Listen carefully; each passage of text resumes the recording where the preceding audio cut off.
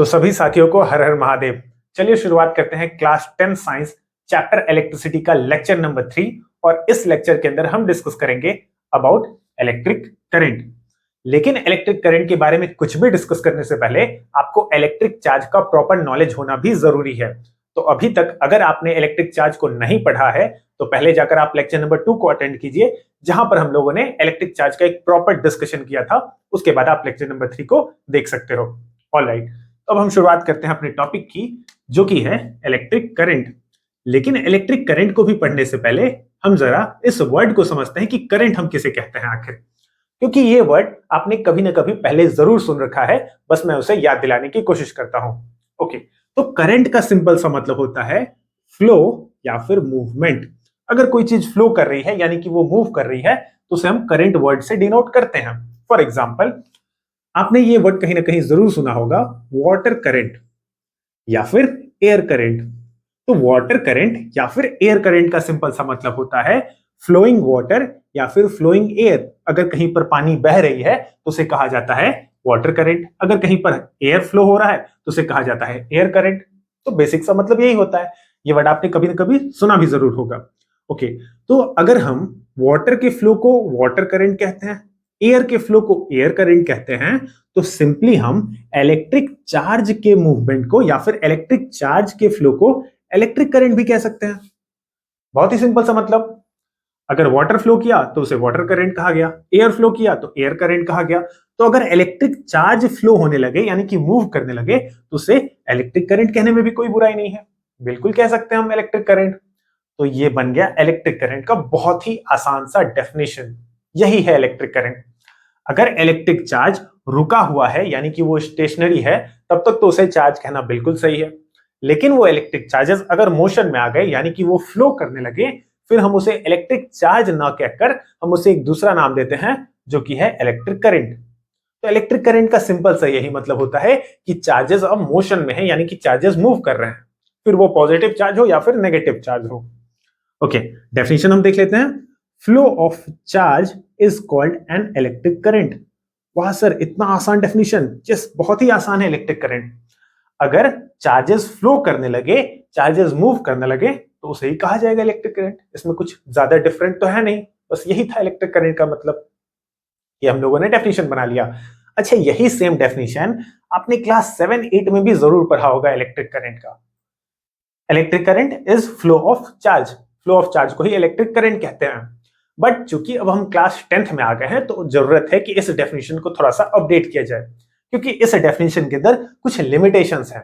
मैं ऐसा बिल्कुल नहीं कह रहा कि ये डेफिनेशन गलत है, बट इस डेफिनेशन में कुछ लिमिटेशंस हैं, कुछ कमियां रह गई हैं। ठीक है, तो वो कमी क्या है और इस डेफिनेशन को हम कैसे अपडेट करते हैं, चलिए हम आगे देखते हैं। तो इस डेफिनेशन की कमी को समझाने के लिए मैं आपके सामने एक क्वेश्चन रखता हूं। यहां आप दो वायर्स देख रहे होंगे, wire A and wire B.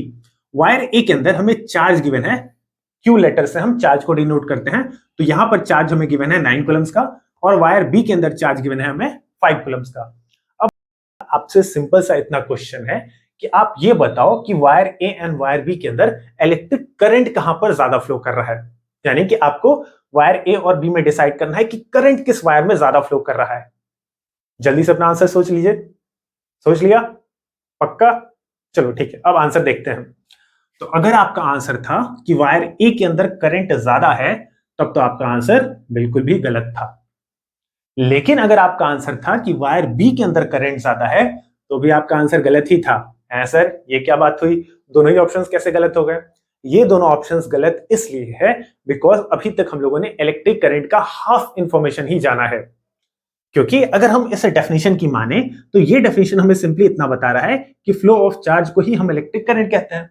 तो इसका यही मतलब हुआ कि फ्लो अगर ज्यादा है तो करंट भी ज्यादा, फ्लो अगर कम तो करंट भी कम। इस हिसाब से अगर हम कंपैरिजन करें इस डेफिनेशन को सही मानते हुए केवल, तो फ्लो का मतलब यहां पर हम देख रहे हैं कि 9 कूलम्स का चार्ज फ्लो हो रहा है और यहां पर 5 कूलम्स का चार्ज फ्लो हो रहा है। तो इस डेफिनेशन की अगर हम मान लें तो इसके अकॉर्डिंग तो ऑप्शन ए यहां पर करेक्ट आंसर होना चाहिए, यानी कि वायर ए के अंदर ज्यादा करंट फ्लो हो रहा है as compared to wire B. क्योंकि ऑब्वियसली यहां पर 9 कूलम्स का चार्ज फ्लो हो रहा है, यहां पर केवल 5 कूलम्स का चार्ज फ्लो हो रहा है। तो इस डेफिनेशन के अकॉर्डिंग इस वायर के अंदर ज्यादा करंट फ्लो हो रहा है। बट अब मैं आपको बता दूं कि हम इलेक्ट्रिक करंट को या फिर हम फ्लो को, किसी भी चीज के फ्लो को, केवल करंट के ही फ्लो को नहीं, इवन वाटर के ही फ्लो को भी या फिर किसी भी चीज के फ्लो को तब तक हम कंपेयर ही नहीं कर सकते जब तक हमें टाइमिंग ना पता हो। हमने ये कैसे सोच लिया कि ये 9 कूलम्स का चार्ज ज्यादा है तो यहां पर करंट ज्यादा होगा, बिकॉज हमें टाइम तो पता ही नहीं कि ये जो 9 कूलम का चार्ज है वो इस वायर के अंदर कितने टाइम में फ्लो हो रहा है। हो सकता है कि इस 9 कूलम के चार्ज को फ्लो होने में एक दिन का समय लग रहा होगा, अबाउट 24 आवर्स, और यह भी पॉसिबल है कि इस 5 कूलम के चार्ज को फ्लो होने में कुछ ही मिनट्स लग रहे होंगे। तो हमें केवल फ्लो नहीं देखना है, हमें फ्लो के रेट को भी देखना है, फ्लो किस स्पीड से हो रहा है।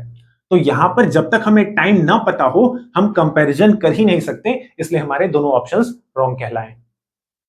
ठीक है, तो इलेक्ट्रिक करंट को हम विदाउट टाइम केवल चार्ज को देखकर कंपेयर नहीं कर सकते हमें इलेक्ट्रिक करंट को।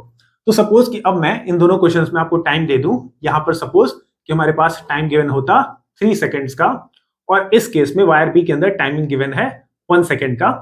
अब अगर हम दोनों वायर्स में करंट निकालने की कोशिश करें तो यहां पर हम देख पा रहे हैं कि 9 कूलम्स का चार्ज फ्लो हो रहा है, इसमें कोई दिक्कत नहीं। और कितने टाइम में फ्लो हो रहा है, तो 3 सेकेंड्स के अंदर फ्लो हो रहा है इन वायर ए। और अब अगर हम 9 कूलम्स में 3 सेकेंड से डिवाइड कर दें तो हमें हर सेकेंड में फ्लो होने वाला चार्ज पता चल जाएगा कि हर 1 सेकेंड में कितना चार्ज फ्लो हो रहा है। तो चलिए हम डिवाइड कर देते हैं। यहां पर अगर हम डिवीजन करें तो हमें पता चलेगा कि यहां पर 3 कूलम्स का चार्ज हर 1 सेकेंड में फ्लो कर रहा है। और वायर बी के अंदर अगर हम करंट देखें तो यहां हमें पता चल रहा है कि 5 कूलम्स का चार्ज फ्लो हो रहा है इन 1 सेकेंड। अब हम इजिली वायर ए और वायर बी में करंट को कंपेयर कर सकते हैं, बिकॉज हमें सेम टाइम के अंदर ये पता चल गया कि कितना चार्ज दोनों ही वायर्स के अंदर फ्लो हो रहा है। तो अब हमने यहां पर ये देखा कि वायर ए में 1 सेकेंड के अंदर केवल 3 कूलम्स का चार्ज फ्लो हो रहा है, जबकि वायर बी में उसी 1 सेकेंड के अंदर 5 कूलम्स का चार्ज फ्लो हो रहा है, यानी कि वायर बी में ज्यादा चार्ज फ्लो हो रहा है एज कंपेयर टू वायर ए। सो यहां पर हमारा आंसर होगा कि वायर बी के अंदर ज्यादा करंट है एज कंपेयर टू वायर ए। ठीक है, तो अब हम लोगों ने ये कंपैरिजन इसलिए कर पाया बिकॉज हमारे सामने चार्ज भी पता था और हमें अब टाइम भी पता था, तो हम लोगों ने इजिली दोनों ही वायर्स के करंट को कंपेयर कर लिया। तो अब हम अपने इलेक्ट्रिक करंट के इस डेफिनेशन को थोड़ा सा अपडेट करते हैं, और अब अपने डेफिनेशन में हम चार्ज तो इंक्लूड करेंगे ही, चार्ज तो वेरी इंपॉर्टेंट है, चार्ज पहले से ही प्रेजेंट था, बट अपने डेफिनेशन में हम एक और टर्म लेकर आएंगे एंड दैट इज टाइम। तो इलेक्ट्रिक करंट के डेफिनेशन में हम केवल चार्ज नहीं बताएंगे, चार्ज के साथ साथ हम टाइम को भी इंक्लूड करेंगे और बनकर तैयार हो जाएगा हमारा नया डेफिनेशन। चलिए इसे रीड करते हैं। The flow of charge through a conductor per unit time. Per unit time का मतलब है हर एक यूनिट टाइम में, जहां पर यूनिट टाइम को हम लोगों ने 1 सेकेंड मान लिया कि यूनिट टाइमिंग के अंदर हमें यह देखना है कि किसी वायर के अंदर कितना चार्ज फ्लो हो रहा है, और यही कहलाएगा इलेक्ट्रिक करंट। सपोज कि अगर ये एक वायर है तो इस वायर से कितना चार्ज फ्लो हो रहा है हर एक यूनिट टाइम में, यानी कि हर 1 सेकंड के अंदर आप मान सकते हो कि कितना चार्ज इस वायर से फ्लो करेगा, वही कहलाएगा इस वायर का इलेक्ट्रिक करंट। अगर हम मैथमेटिकल फॉर्मूला की बात करें तो करंट इक्वल्स टू हम लिख सकते हैं चार्ज अपॉन टाइम। तो ये हमारा नया डेफिनेशन हो गया इलेक्ट्रिक करंट का। The flow of charge through a conductor per unit time is called electric current. इस डेफिनेशन में हम लोगों ने टाइम वर्ड को इंक्लूड करके अपने डेफिनेशन को और बेटर बना लिया। ठीक है, ये ज्यादा बेटर डेफिनेशन है और ये हमारे क्लास 10th के लेवल के अकॉर्डिंग सही डेफिनेशन है। बट ऐसा नहीं है कि बस करंट का यही एक डेफिनेशन है और यही सबसे एक्यूरेट डेफिनेशन है। अगर आप और हायर क्लासेस में जाओगे, क्लास 12th में जाओगे, तो इस डेफिनेशन में दोबारा से आपको कुछ चीजें अपडेट करने की जरूरत होगी। वहां पर आपको एरिया एंड ये इंक्लूड करना होगा कि वो एरिया चार्ज के फ्लो के परपेंडिकुलर होना चाहिए, ये सारी बातें इंक्लूड करनी होगी। तो आपको साइंस में केवल इतना सा ये समझ लेना है कि कोई भी डेफिनेशन यहां पर हर जगह वैलिड नहीं होता, आपको लेवल के अकॉर्डिंग अपने डेफिनेशंस को चेंज करने होते हैं, अपडेट करना होता है अपने डेफिनेशन को। आप 7-8 में थे तो इलेक्ट्रिक करंट का ये डेफिनेशन था, क्लास 10th के अकॉर्डिंग इलेक्ट्रिक करंट का ये एक्चुअल डेफिनेशन माना जाएगा। ठीक इसी तरह क्लास 12th में आप जाओगे तो इस डेफिनेशन में फर्दर अपडेट करने की जरूरत होगी। तो साइंस में चीजें अपडेट होते रहती हैं अकॉर्डिंग टू लेवल। ठीक है, हम इलेक्ट्रिक करंट को आगे चलते हैं, नेक्स्ट स्लाइड में और डिटेल में डिस्कस करते हैं। तो इलेक्ट्रिक करंट का एक डेफिनेशन तो मैंने आपको ऑलरेडी समझा दिया। यहां पर हम एक और डेफिनेशन का डिस्कस कर लेते हैं। ये डेफिनेशन मैंने आपको ऑलरेडी समझा दिया है। दूसरा डेफिनेशन है the rate of flow of charge through a conductor is called electric current. ये भी बहुत ही यूज होने वाला डेफिनेशन है, जहां पर ये टर्म इंपॉर्टेंट है, रेट। कहीं पर भी ये टर्म आपको दिखे रेट, यूजुअली फिजिक्स के कंसेप्ट में मैं बात कर रहा हूं, तो रेट में आपको ये समझना है कि जिस क्वांटिटी के लिए हम रेट वर्ड लगा रहे हैं उसे हम टाइम से कंपेयर कर रहे हैं। तो यहां पर हम फ्लो ऑफ चार्ज का रेट निकालेंगे, यानी कि चार्ज के फ्लो को हम टाइम से कंपेयर करेंगे। सिंपल सा मतलब है कि टाइम से डिवाइड करके देखेंगे। तो रेट भी एक बहुत ही कॉमनली यूज टर्म है इलेक्ट्रिक करंट को डिफाइन करने के लिए। रेट का मतलब होता है कि समथिंग डिवाइडेड बाय टाइम, हम टाइम से उस चीज को कंपेयर कर रहे हैं। तो आपको दोनों में से जो भी डेफिनेशन आसान लगे उसे आप याद कर सकते हो। ठीक है, मैंने आपको दो डेफिनेशन दे दिए इलेक्ट्रिक करंट के। ओके, इलेक्ट्रिक करंट का सिंबल होता है आई। इसे हम कैपिटल लेटर आई से डिनोट करते हैं। ऑल्दो कहीं जगह पर आपको स्मॉल लेटर आई भी यूज होता हुआ दिख जाएगा, बट यूजुअली इसे कैपिटल लेटर आई से ही डिनोट किया जाता है। ऐसा यूनिट ऑफ इलेक्ट्रिक करंट है एम्पियर। और ये किसके नाम पर आया? ये एक साइंटिस्ट थे, एंड्री मैरे एम्पियर, बहुत ही फेमस साइंटिस्ट है। उनके नाम पर एम्पियर, ये जो ऐसा यूनिट है इलेक्ट्रिक करंट का, ये उनके नाम पर दिया गया है। और इस एम्पियर को हम कैपिटल लेटर ए से डिनोट करते हैं। याद रखिएगा, जब भी किसी यूनिट को, किसी क्वांटिटी के यूनिट को किसी साइंटिस्ट के नाम पर रखा जाता है तो उसका सिंबल हमेशा कैपिटल लेटर होता है। तो इसीलिए एम्पियर का सिंबल कैपिटल लेटर ए है। आप कभी भी इसे स्मॉल लेटर ए से मत डिनोट करना एम्पियर को। या फिर कुलम में भी मैंने आपको बताया था कि कुलम चार्ज का यूनिट, उसे हम कैपिटल लेटर सी से डिनोट करते हैं। उसे आप कभी भी स्मॉल लेटर सी से डिनोट नहीं करोगे, क्योंकि ये जो यूनिट्स हैं वो किसी साइंटिस्ट के नेम पर रखे गए हैं। ओके, एम्पियर, और इसे हम कूलम पर सेकंड भी लिख सकते हैं। एम्पियर को ही कूलम पर सेकंड भी लिखा जा सकता है। इसे आप थोड़ी देर में समझ जाओगे। ओके, अगर हम इलेक्ट्रिक करंट का फॉर्मूला जाने तो इलेक्ट्रिक करंट का फॉर्मूला ऑलरेडी हम लोगों ने देखा था पिछले स्लाइड में। ये होता है current equals to charge upon time. Electric current equals to electric charge upon time. अगर सिंबॉलिक फॉर्म में हम लिखें तो करंट के लिए हम सिंबल लिख देंगे आई, चार्ज का सिंबल होता है कैपिटल लेटर क्यू, और टाइम के लिए सिंबल हम लिख देंगे टी। तो ये हमारा फॉर्मूला बन गया कि electric current I is equal to Q upon T. अब आपको ये फॉर्मूला भी याद रखना होगा। अगर हम यहां पर इस फॉर्मूले के अंदर चार्ज का यूनिट अगर मैं आपसे पूछूं तो चार्ज का यूनिट आप बताओगे कूलम, और टाइम का यूनिट होता है सेकंड।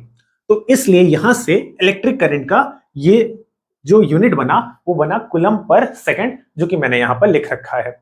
तो इलेक्ट्रिक चार्ज का ये जो यूनिट है कूलम पर सेकंड, वो कहां से आया? वो इस फॉर्मूले से आया।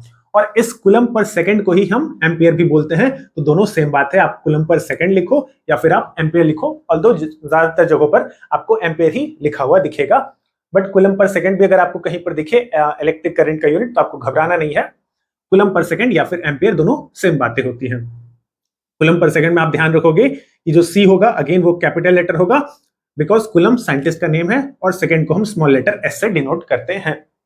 ओके, तो ये हम लोगों ने जान लिया इलेक्ट्रिक करंट का सिंबल, इलेक्ट्रिक करंट का एसआई यूनिट और इलेक्ट्रिक करंट का फॉर्मूला। फॉर्मूले को याद रखने के लिए मैं आपको एक बहुत ही आसान सा ट्रिक देता हूं, क्योंकि होता है कभी कभी कि हम बहुत सारे फॉर्मूले को एक साथ याद रखने में कुछ फॉर्मूले को मिस कर जाते हैं। तो इंग्लिश का एक बहुत ही सिंपल सा वर्ड है क्विट। क्विट का मतलब होता है किसी चीज को करने से बंद कर देना या फिर किसी जगह को छोड़ देना। फॉर एग्जाम्पल, क्विट को हम सेंटेंस में ऐसे यूज कर सकते हैं, he want to quit his habit of drinking coffee. वो जो पर्सन है वो अपने कॉफी पीने की आदत को छोड़ना चाहता है। He want to quit his job, वो अपने जॉब को छोड़ना चाहता है। तो क्विट वर्ड का मतलब आप समझ सकते हो, छोड़ना, ठीक है, या फिर किसी काम को करने से बंद कर देना। तो बहुत ही सिंपल सा वर्ड है इंग्लिश का क्विट। इस क्विट लेटर को अगर आप याद रखोगे इस वर्ड को, तो यहां से आप लिख सकते हो क्यू इक्वल्स टू, यू को आपको सिंपली इग्नोर कर देना, यू का कोई मतलब नहीं है। क्यू इक्वल्स टू आप लिख सकते हो आई इंटू टी। देखिए, यू को अगर आप इग्नोर करोगे तो Q equals to I into T, और यहां से भी हमें यही सेम बात पता चल रहा है। यहां से अगर हम क्यू निकालना चाहें तो Q equals to I into T, cross multiply होकर हमें मिल गया इलेक्ट्रिक चार्ज का फॉर्मूला। अब अगर आपको ये फॉर्मूला याद है तो यहां से आप करंट का भी फॉर्मूला बना सकते हो, आई इक्वल्स टू क्यू और डिवाइडेड बाई टी। तो इस वर्ड को अगर आप याद रख सकते हो तो आप याद रखो। कहीं पर भी अगर आपको इलेक्ट्रिक करंट के फॉर्मूला में कभी भी कंफ्यूजन हुआ तो आप सिंपली इस वर्ड से दोबारा से फॉर्मूला को रिमेंबर कर सकते हो। ओके, इलेक्ट्रिक करंट का ये यूनिट तो हम लोगों ने देख लिया, एम्पियर। बट एम्पियर एक बड़ा यूनिट होता है, तो हमें कुछ स्मॉलर यूनिट्स भी चाहिए इलेक्ट्रिक करंट को मेजर करने के। तो कुछ स्मॉलर यूनिट्स का डिस्कशन करते हैं। पहला स्मॉलर यूनिट है मिली एम्पियर। मिली एम्पियर को हम डिनोट करते हैं स्मॉल लेटर m, जो कि डिनोट करेगा मिली वर्ड को, और एम्पियर तो आप समझते हो कैपिटल लेटर ए से ampere. 1 milli ampere equals to होता है 10 रेज टू पावर -3 एम्पियर, यानी कि 1 एम्पियर को आपने 1000 टाइम्स डिवाइड कर दिया। इसका यही मतलब हुआ कि 1 एम्पियर को आपने डिवाइड कर दिया बाई 1000, तो ये कहलाएगा 1 मिली एम्पियर, या फिर सिंपली आप याद रखो 10 टू द पावर -3 एम्पियर। अगला स्मॉलर यूनिट है माइक्रो एम्पियर। माइक्रो वर्ड के लिए हम सिंबल यूज करते हैं म्यू। ये जो लेटर आप देख रहे हो, ठीक, इसे बोलते हैं म्यू, एक ग्रीक लेटर है। 1 माइक्रो एम्पियर इक्वल्स टू होता है 10 रेज टू पावर -6 एम्पियर, यानी कि 1 एम्पियर को आपने 10 रेज टू पावर 6 से डिवाइड कर दिया। इसका यही मतलब है, ऊपर है 1 एम्पियर और इसे आपने डिवाइड कर दिया 10 के पीछे 6 जीरोस लगाकर, ठीक है। तो ये मीनिंग्स हो गए, इसे भी आप याद रखोगे।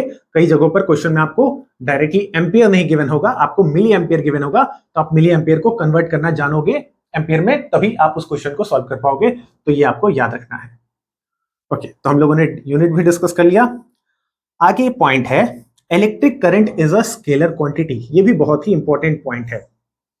इलेक्ट्रिक करंट कैसा क्वांटिटी है? It is a scalar quantity. कई जगहों पर आपको इलेक्ट्रिक करंट या तो वेक्टर लिखा हुआ मिल सकता है, तो आपको कंफ्यूज नहीं होना है। इलेक्ट्रिक करंट एक वेक्टर क्वांटिटी नहीं है।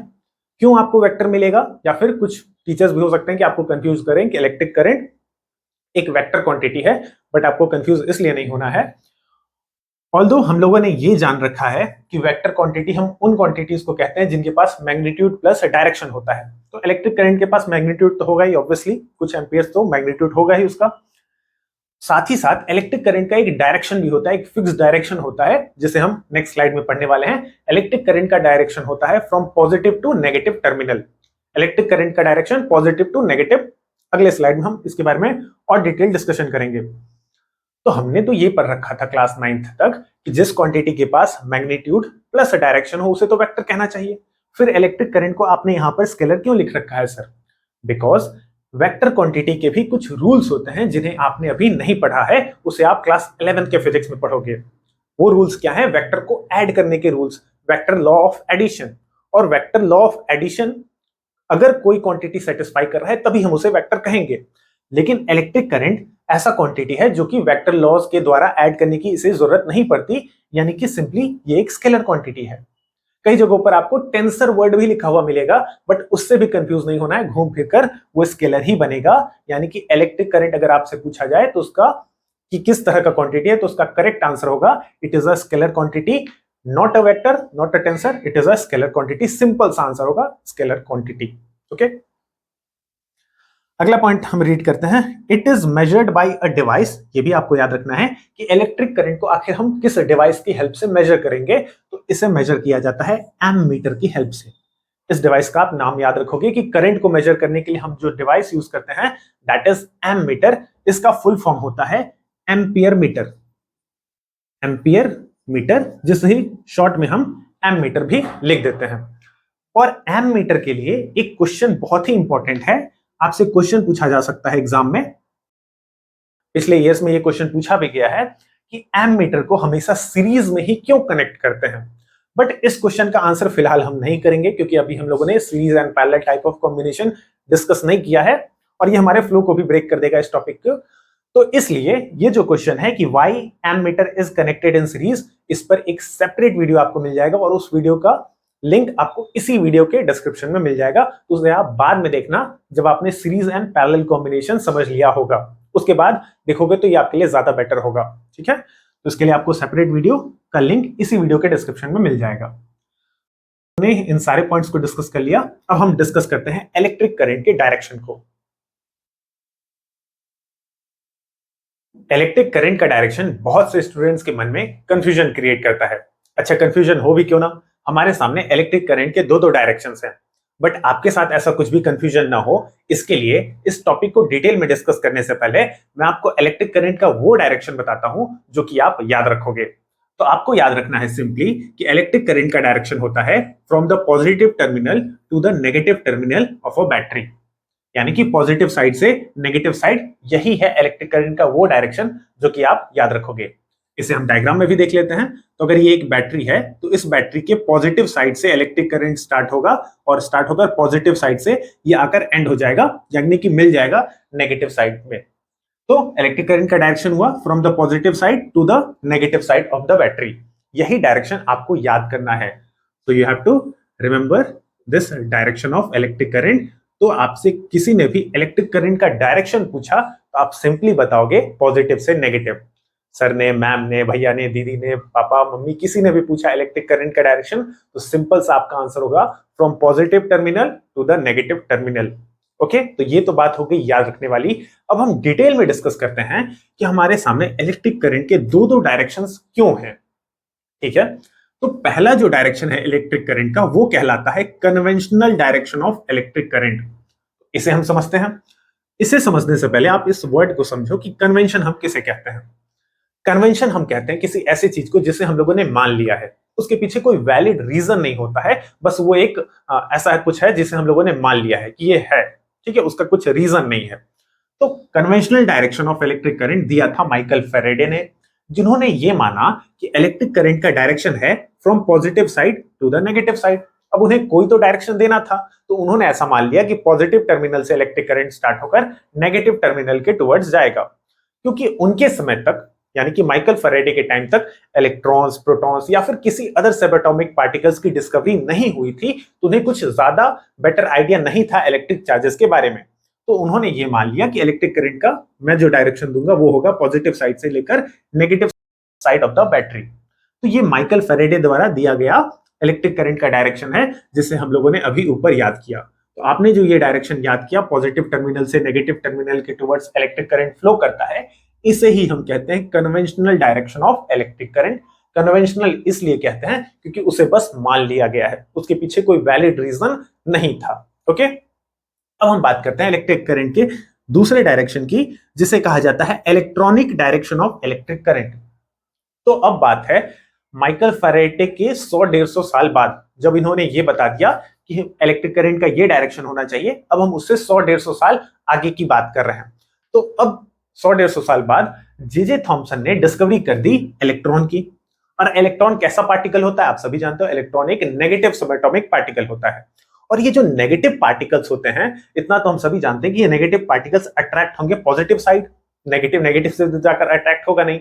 तो इलेक्ट्रॉन्स यानी कि मूव करेंगे नेगेटिव साइड से पॉजिटिव साइड। क्यों? क्योंकि इलेक्ट्रॉन नेगेटिवली चार्ज हैं और उन्हें पॉजिटिव इलेक्ट्रोड अपने टुवर्ड्स अट्रैक्ट करेगा।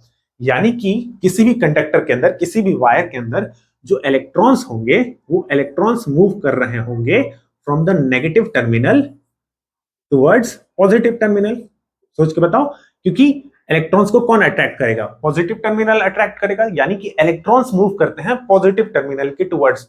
और अगर इलेक्ट्रॉन्स या फिर जिन्हें चार्जेस कह दिया जाए, सिंपली चार्जेस मूव कर रहे हैं नेगेटिव से पॉजिटिव टर्मिनल के टुवर्ड्स, तो करंट का भी तो यही डायरेक्शन होना चाहिए। बिकॉज करंट का डेफिनेशन जस्ट हम लोगों ने यही बनाया था, मूवमेंट ऑफ इलेक्ट्रिक चार्जेस। तो इलेक्ट्रिक चार्ज मूव कर रहा है अगर नेगेटिव टर्मिनल से पॉजिटिव टर्मिनल, इलेक्ट्रिक करंट का भी डायरेक्शन यही सेम होना चाहिए, नेगेटिव से पॉजिटिव टर्मिनल। यानी कि एक्चुअल डायरेक्शन इलेक्ट्रिक करंट का यही सही है, नेगेटिव से पॉजिटिव टर्मिनल के टुवर्ड्स। लेकिन अब दिक्कत ये आ रही है कि हम लोगों ने इलेक्ट्रिक करंट का एक्चुअल डायरेक्शन तो ढूंढ निकाला, नेगेटिव से पॉजिटिव टर्मिनल के टुवर्ड्स होना चाहिए, क्योंकि इलेक्ट्रिक चार्जेस इसी डायरेक्शन में मूव करते हैं वायर के अंदर। ये तो बात हो गई कि एक्चुअल डायरेक्शन क्या होना चाहिए। लेकिन अब आप ये देखो कि इस डिस्कवरी और इस डिस्कवरी में लगभग 100-150 साल का डिफरेंस है। तब तक इस गैप के बीच हम लोगों ने इलेक्ट्रिक करंट के कई सारे फॉर्मूला बना दिए, इलेक्ट्रिक करंट पर बेस्ड कई सारे बुक्स लिखे जा चुके थे इलेक्ट्रिसिटी पर बेस्ड। इन बुक्स में वापस से चेंजेस करना, फॉर्मूले में वापस से चेंज करना काफी ज्यादा डिफिकल्ट होता, तो इसलिए हम लोगों ने इलेक्ट्रिक करंट का यही डायरेक्शन रहने दिया, from positive to negative terminal, और इसे ही एक्सेप्ट कर लिया। रही बात इलेक्ट्रिक करंट के एक्चुअल डायरेक्शन की, जो कि ये होना चाहिए था, इसे भी हम लोगों ने एक्सेप्ट कर लिया। लेकिन हम इलेक्ट्रिक करंट का डायरेक्शन जो होता है वो यही मानकर चलते हैं, पॉजिटिव से नेगेटिव टर्मिनल के टुवर्ड्स। बस हम लोग एक स्टेटमेंट याद कर लेंगे, the direction of electric current direction of electric current is taken opposite to the flow of electron, यानी कि इलेक्ट्रॉन का जो भी फ्लो होगा यहाँ पर नेगेटिव टर्मिनल से पॉजिटिव टर्मिनल के टुवर्ड्स, तो इलेक्ट्रिक करंट हम इसका जस्ट अपोजिट मान लेंगे। अगर नेगेटिव से पॉजिटिव के टुवर्ड्स इलेक्ट्रॉन चला तो इलेक्ट्रिक करंट इसका अपोजिट, यानी कि इलेक्ट्रिक करंट पॉजिटिव से नेगेटिव के टुवर्ड्स मान लेंगे। तो अभी भी हम इसी स्टेटमेंट को फॉलो करते हैं, ठीक है, जबकि एक्चुअल डायरेक्शन यही होना चाहिए था। तो आपसे भी अगर किसी ने इलेक्ट्रिक करंट का डायरेक्शन पूछा तो आप यही बताओगे पॉजिटिव से नेगेटिव। लेकिन अगर किसी ने स्पेसिफिक होकर आपसे पूछना चाहा कि आप इलेक्ट्रॉन का डायरेक्शन बताओ, तब तो आप उसे क्लियर बता सकते हो from negative terminal to the positive terminal. और ये चेंजेस क्यों हम लोगों ने नहीं किया, क्यों ही इस फॉर्मूले को चलने दिया, वो भी मैंने आपको बताया, क्योंकि तब तक हम लोगों ने बहुत सारे बुक्स और बहुत सारी जगहों पर इस डायरेक्शन का यूज हो चुका था, ठीक है। और सबसे इंपॉर्टेंट बात आप ये याद रखोगे, ये नोट का पॉइंट, कि डायरेक्शन ऑफ इलेक्ट्रिक करंट, यानी कि यहां पर हम इलेक्ट्रिक करंट कन्वेंशनल करंट को कह रहे हैं, कन्वेंशनल डायरेक्शन को कह रहे हैं, is taken opposite to the flow of electron. तो जो एक्चुअल डायरेक्शन है, यानी कि जो कन्वेंशनल डायरेक्शन जो हम लोग फॉलो करते हैं, उसका डायरेक्शन इलेक्ट्रॉन के फ्लो के अपोजिट होगा। तो कभी भी अगर इलेक्ट्रॉन, सपोज कि आपको किसी क्वेश्चन में ऐसा हो कि इलेक्ट्रॉन का डायरेक्शन आपको पता हो ईस्ट, तो आप सिंपली बता सकते हो वहां पर जो करंट का डायरेक्शन होगा, आई यानी कि करंट, वो होगा वेस्ट के टुवर्ड्स, हमेशा अपोजिट। अगर इलेक्ट्रॉन्स नॉर्थ साइड जा रहे हैं, इलेक्ट्रिक करंट बनेगा टुवर्ड्स साउथ साइड। तो हमेशा अपोजिट डायरेक्शन में आपको इलेक्ट्रिक करंट लेना है, इलेक्ट्रॉन के डायरेक्शन के अपोजिट। ये इंफॉर्मेशन आपको मैग्नेटिज्म वाले चैप्टर में भी बहुत हेल्प करने वाला है। तो ये बात हो गई इलेक्ट्रिक करंट के डायरेक्शन की।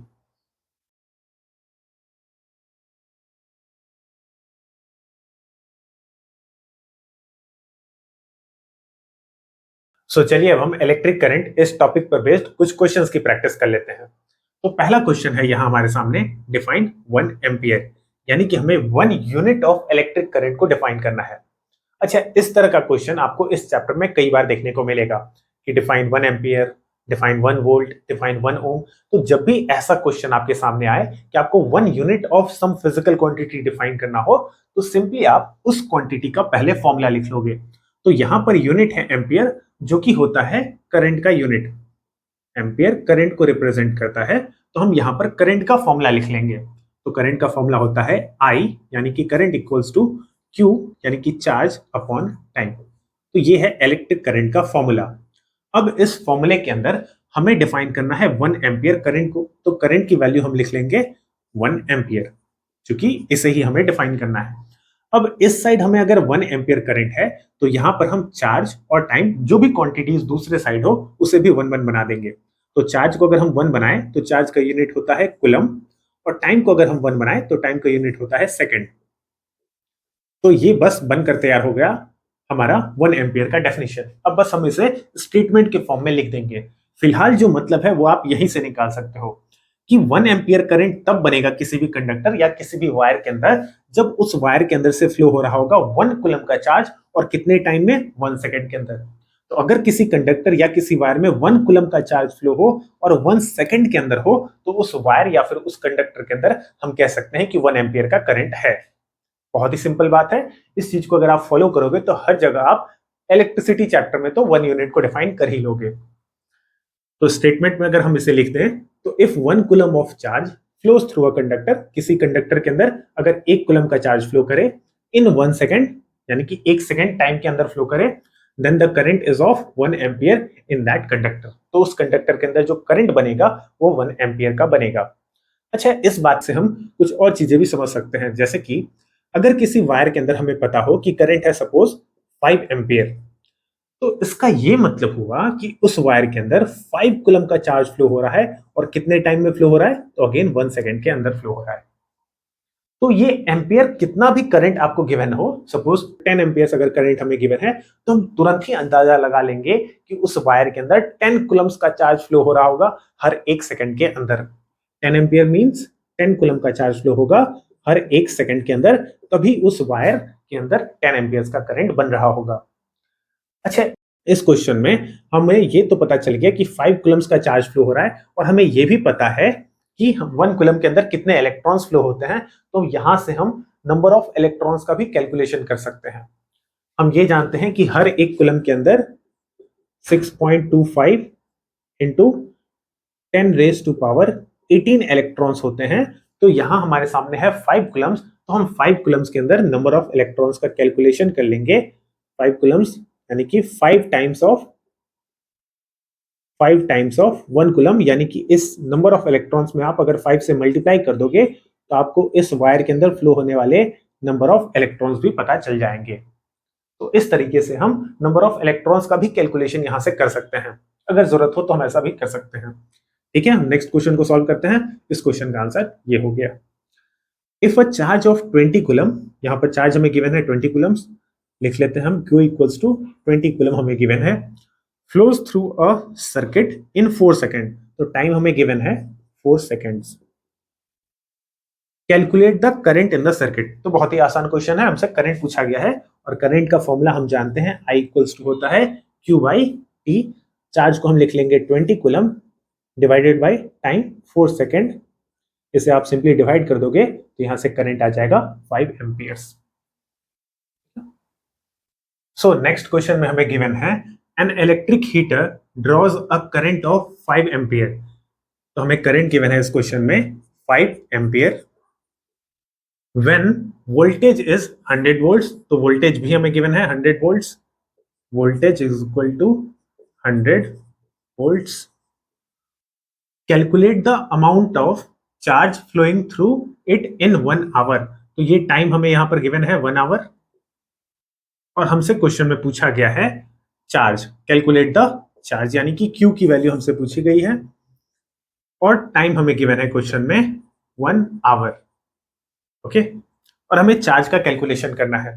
तो चार्ज का कैलकुलेशन करने के लिए आप सिंपली जानते हो कि इलेक्ट्रिक करंट का फॉर्मूला होता है I is equal to Q by T, या फिर इसे याद करने का शॉर्ट ट्रिक मैंने आपको दिया था कि अगर आप कभी से भूल जाओ तो आप इस वर्ड को याद रखना, क्विट।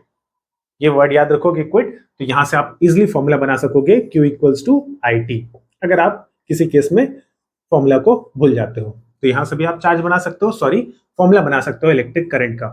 तो अगर इस फॉर्मूले को हम यूज कर लें Q equals to I T, तो Q यानी कि चार्ज हमें कैलकुलेट करना है इज इक्वल टू हो जाएगा करंट यानी कि 5 एम्पियर इनटू टाइम, और टाइम 1 आवर हम नहीं यूज करेंगे, इसे हमें एसआई यूनिट्स के अंदर चेंज करना होगा, तो हम इसे सेकंड्स के अंदर चेंज करेंगे, यानी कि 60 मिनट इनटू 60 सेकंड्स, तो ये हमें टोटल यहाँ पर 3600 सेकंड्स मिल जाएगा टाइम। अब सिंपली इसे मल्टीप्लाई कर लेना है, तो 5 6 30, कैरी 3, 5 3 15, 18 और 00, तो ये इतने कूलम्स का चार्ज हमें यहाँ पर मिल गया और यही हमारा आंसर भी है।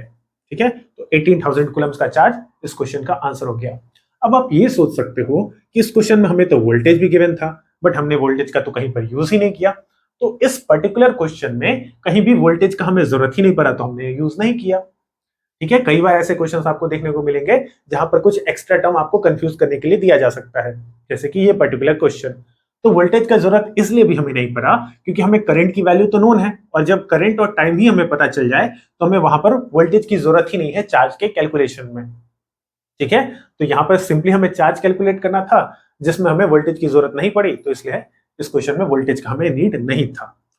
ओके, नेक्स्ट क्वेश्चन को सॉल्व करते हैं। यहां हमें गिवन है a steady current, steady current का मतलब है एक कांस्टेंट करंट जो चेंज नहीं हो रहा है, करंट ऑफ 5 एम्पियर।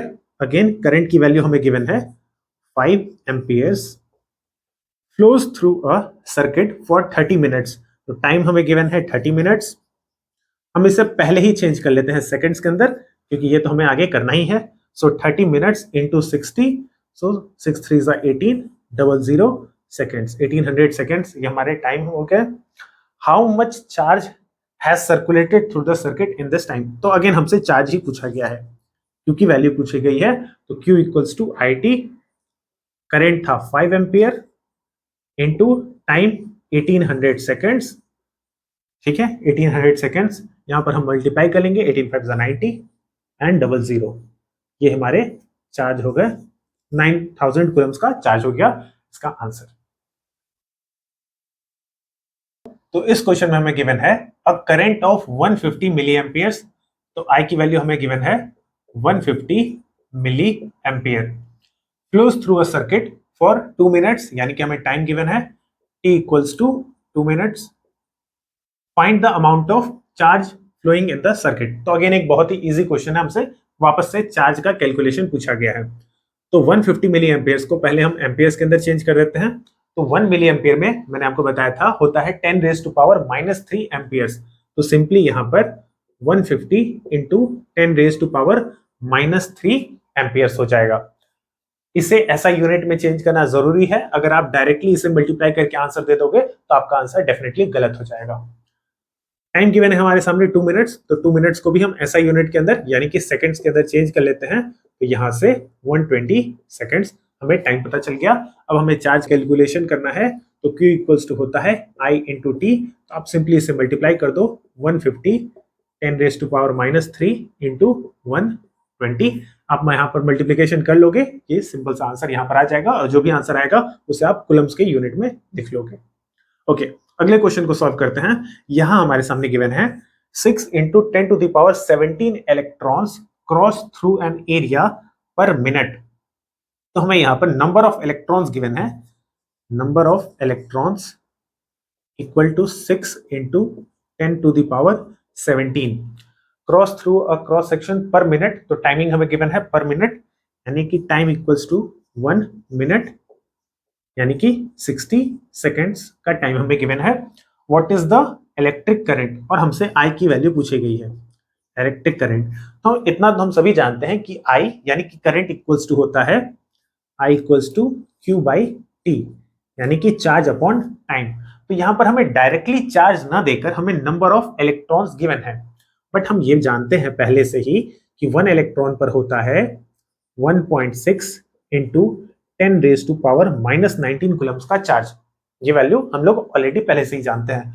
और यहाँ हमारे सामने इतने सारे इलेक्ट्रॉन्स हैं, तो हम इन सभी इलेक्ट्रॉन्स पर टोटल चार्ज कैलकुलेट कर लेंगे। तो हम यहाँ पर लिखेंगे टोटल चार्ज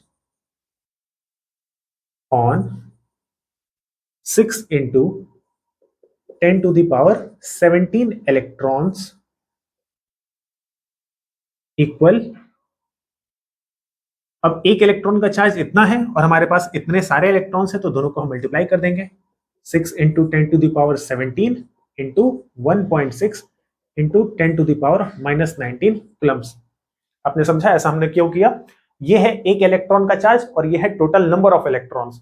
तो अगर हमें 2 इलेक्ट्रॉन पर चार्ज निकालना होता था तो हम 2 से मल्टीप्लाई करते थे, 3 से मल्टीप्लाई करते थे। हमें इतने सारे इलेक्ट्रॉन्स पर चार्ज निकालने हैं तो हमने एक इलेक्ट्रॉन के चार्ज से मल्टीप्लाई कर दिया, सभी पर हमें चार्ज पता चल जाएगा। इस चार्ज की वैल्यू को हम क्यों मान लेते हैं? तो ये टोटल चार्ज हमें पता है यहाँ से। अब हमने चार्ज का कैलकुलेशन कर लिया और टाइम तो हमें पहले से ही पता था 60 सेकेंड्स।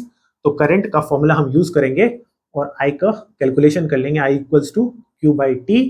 Q की वैल्यू हम डायरेक्टली पुट कर देते हैं यहाँ से 6 इंटू 1.6, और पावर को अगर हम सॉल्व करें तो यहाँ पर है पावर -19 और यहाँ पर है पावर +17, यानी कि सिंपली पावर ऐड हो जाएगा -2 डिवाइडेड बाई टाइम 60। 6 से 6 आप कैंसिल कर सकते हो, ये 10 ऊपर चला गया तो यहाँ हो गया 1.6 इंटू 10⁻⁻2 पहले से ही था और ये 10 और आया तो -3 एम्पियर्स, या फिर सिंपली हम इसे लिख सकते हैं 1.6 मिली एम्पियर्स, क्योंकि 10⁻³ ampere is equal to 1 milli ampere ही होता है। तो ये हमारा फाइनल आंसर हो गया। इसका आंसर आप मल्टीप्लाई करके, बहुत ही सिंपल मल्टीप्लीकेशन है, तो आप इसको मल्टीप्लाई करके मुझे कमेंट्स में इसका आंसर बताइए।